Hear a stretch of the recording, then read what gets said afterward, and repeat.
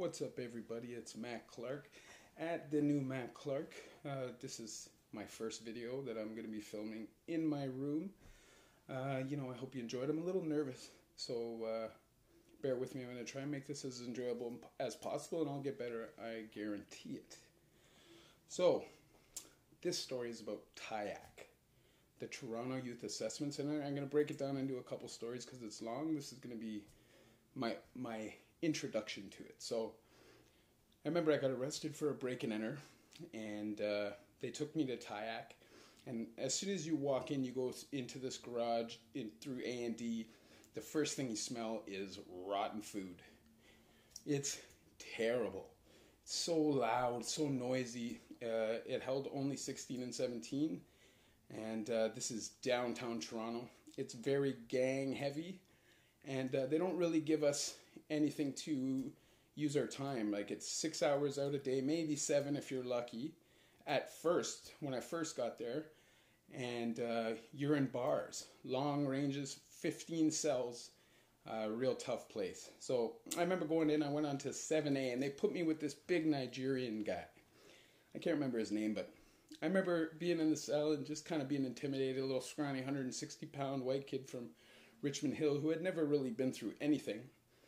And he's like, yo, let me get your fish stick. So I was like, all right, whatever. I didn't even think anything of it. I didn't want any of that shit. So after, when they let us out, I go out and I'm talking to somebody, and I explain to him, and he goes, man, you can't let that happen. You can't let a man take your fish stick or your food or anything, man. That's a punk off. So now I was like, oh man, like, that's not good. I can't let this be the start of my reputation, this early in the process. I knew this is what I was going to be doing. I was straight headed to criminal lifestyle, and I wanted to. So I decided in my head that I was going to stand up for myself, and I wasn't going to allow it to happen. And the next time he tried to take food from me, I stood up for myself, and he didn't want any problems. He was just trying to strong-arm me on some fake shit, But, I nipped that. That's not the tough part, though. The tough part was I had found out at court that the first thing you want to do is get off of 7A. 7A is protective custody. If you stay on there too long, you'll be deemed protective custody. Being a white boy, there was a small select few throughout the population. So it wasn't easy to survive there as it was. And so I remember that I had to get off 7A. So I said to the guard, listen, I got to get off 7A. Can you put me on another range? Yeah, no problem. That night, I get transferred over to 7D. Nickname 7 Dangerous. That range was crazy. I'm not going to mention any names of gangs or anything like that, because that's not what I do. But I remember they walked me in and put me in cell 1. And I was with this other little white dude. And the first thing this dude did was walk up to the cell and say, hey, man, tonight I want your white bag. And your white bag was like your dessert, But you cannot let them take that from you. And I'm thinking in my head, God damn it. Why is everybody trying to punk me off? Like, do I really look like a punk like that? Anyway, so the man comes up when the white bags get handed out, and he's like, yo, send that. I'm like, I look at it. Oh, take a bite. Fuck it. I'm riding. It is what it is. This guy comes, he's like, yo, you'll see, buddy. Tomorrow, when you get out, that's it. This guy comes up to me and says, yo, listen, we want you to leave and go to 7C. We want our boy to come over. Don't worry, it'll be a switch thing.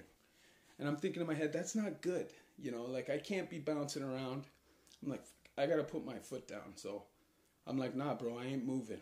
I'm not cracking. I'm not leaving. They're like, all right, bet. Tomorrow morning, you're getting it. I was terrified. I had no idea what to do. So these guys are like hovering around and trying to flex on me, So I'm kind of sitting on the table, kind of intimidated. And I hear this dude coming up, and he's like, yo, what's going on? And it's this big white dude. And Newmarket, you know who you are. He's like, what's going on, bro? I'm like, nothing, man. I'm just trying to chill. He's like, where are you from? Like, I'm from Oak Ridges. He's like, nah, you're from Oak Ridges? He's like, man, I'm from Aurora. He's like, I'm not going to say his name, but anyways, he's like, don't worry, bro, I got this. So he did some discussing with some people and squared it out. And I wouldn't say that I got along after that, but I'd say on 7D, life was okay for me after that, right? Skip like a month ahead. The guard comes and says, we're moving you up to dorms. I'm thinking, dorms? I don't want to go up to dorms. 15 guys after 10:30 at night, free run. Like there's no guards on range, and I know 0 people. So I'm thinking in my head, nah, this is not a good idea.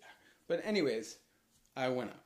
So as soon as I get up there, like, I'm not even up there for a full day. And, anybody who's been in T.Y.A.C knows that patois is the language people speak. It is what it is. It doesn't matter if you're white, Chinese, Punjabi, it doesn't matter. Patois was the language that everybody spoke in T.Y.A.C. And I remember saying something, and this big white dude, the only other white dude up there with me, says, yo, what are you trying to be, black, bro? And I said, I'm not trying to be black. So, are you getting mouthy? I'm like, mouthy? I'm just chilling, bro. I don't want no problems, right? The man says, nah, forward to the bathroom, pussy, or up. So I'm thinking in my head, what the fuck is going on? Why is this so difficult? Like, why is this happening to me? And so whatever, I got to soldier it out. So I go into the bathroom. As soon as I walk in, he sucker punches me. But the first thing I notice is that there's 0 power on this guy's punch. He's like 225 pounds. He's not trying to hit me. You know what I'm saying? He's just flexing. He's trying to make people think he's a big dog. And I personally think it's a super punk move. You should have been there for me. I was a new man on the block. And, like at the end of the day, it's not a race thing, but Jesus Christ, you wouldn't think that I'd be your first target. Anyways, so that kind of happens, and when I start scrapping back, because I'll never just let a man punch me, when I start scrapping back, he's just holding my arms, and the man's holding my arms so tight I have bruises all along my biceps. That's how little this guy wants to fight. But he's talking so the people in the dorm can hear him, so he sounds tough. You know what I'm saying? So anyways, that fight wasn't a real fight. He didn't really want any, and either did I. So later on that night, I'm in my bed sleeping. It's probably like 1 o'clock in the morning, and I feel wet in my bed. So I'm like, what the fuck is that? I jump up, and I'm just looking around, and everybody's acting like they don't know what's going on. And I'm just sitting there like honestly in shock. Like, what the fuck did I do to people, right? And these 2 dudes walk up to me, and they're like, yo, bro, if you don't leave, you're getting it. So I remember thinking, like, this is it. Like, this is the beating I'm getting. Fuck it, though. This is it. This is where I gotta stand my ground, or I'm never, ever, ever, ever gonna get any peace. So I just got off the bed, put my shoes on, jumped back on the bed, just sat on the corner at the top bunk and watched. And I probably sat there 5 hours. And maybe like 5 o'clock in the morning, they came to me and they're like, you're good. And at that point, I realized it was a test. They just didn't really want random people up there. I was by any means no bad man. I'll tell you what, though. I've done time in a lot of jails, a lot of prisons. And T.Y.A.C, to me, is still the most treacherous and dangerous prison I've ever done time in. Violence for no reason. Guards. Assaulting inmates. And keep this in mind, we're kids and we're taking beatings by these guards. By the time I left, the last, maybe 3 or 4 months, 6 months I was there, they had the prison, each range separated, cut in half, because there was so much fights that they didn't have enough ranges to separate everybody. So they cut every range in half, and we were only allowed out 3 hours a day. So we're 16, 17 years old, locked down 21, 20 hours a day in bars. So obviously, we rioted whenever we got the opportunity. We smashed things. We beat people. We were bullies. It's the way it was. It was a dog-eat-dog world. And if you didn't stand up for yourself or you weren't strong, you wouldn't survive. So you had to join in the tactics. It's just the way it was. And I've seen some of the nastiest, most violent, and horrendous things I've ever seen in my life in T.Y.A.C. And it is now shut down, thank God. If it wasn't, I would be fighting to get it shut down. They shut it down after kids were committing suicide. There's a lot of kids that committed suicide there. And I think it's a goddamn shame. 16 and 17-year-olds should not be in a prison environment. They should be getting rehabilitation.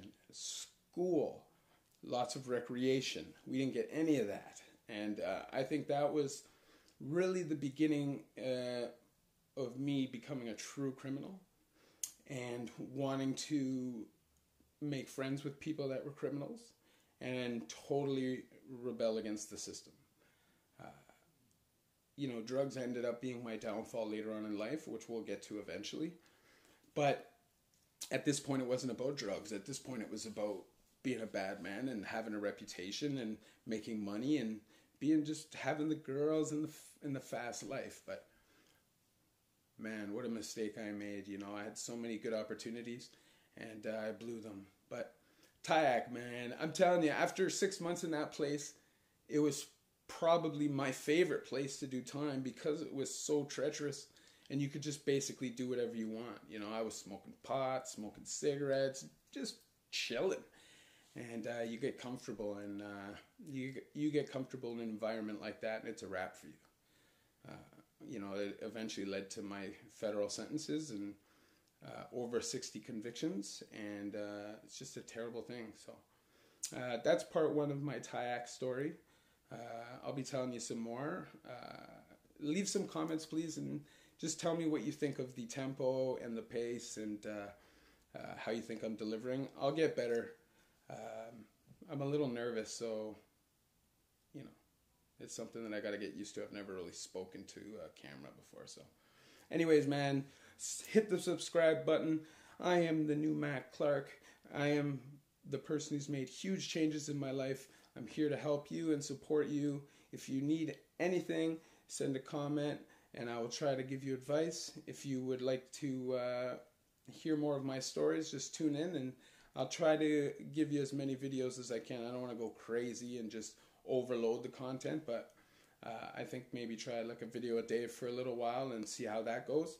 But I hope you like the beginning of my biography here, and it will get more exciting, I guarantee that. So thank you for listening. Have a good day.